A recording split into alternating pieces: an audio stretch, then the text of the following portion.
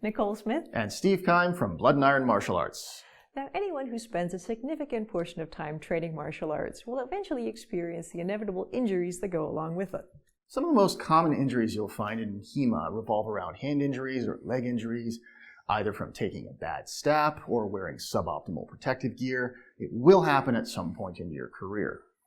Recovery time is essential to make sure that a small injury doesn't become a big one, but that doesn't mean you get to skip out on your training. So here are a few ways you can maintain your skills while recovering from an injury.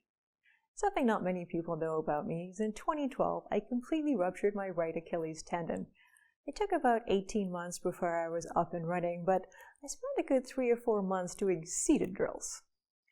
No one should ever spar while injured, but that doesn't mean you should neglect your training. For those months when I was doing seated drills, one of my favorites was just a simple ox parry. I'd have Steve throwing me cuts, which I would parry and open and cross ox, and work on the little details of my handwork while doing it.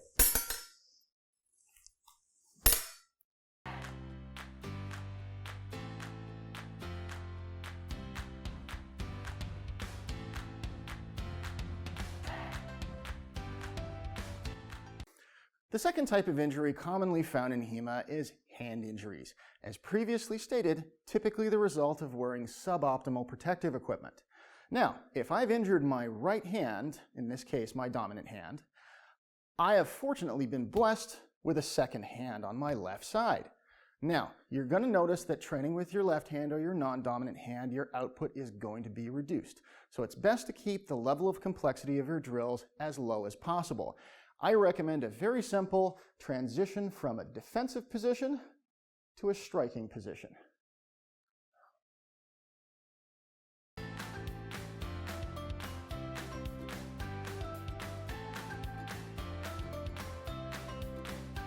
When training with your non-dominant hand, understand that this can be deeply frustrating, especially if this is your first time being forced to do this. Persevere. Stick with it. You will become better with your offhand.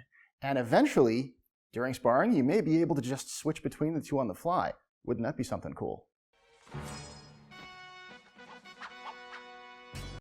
So let's say that you end up injuring your non-dominant hand. In this case, my left hand. Well, the answer to that is simple. All you need to do is focus your training on single-handed weapons only.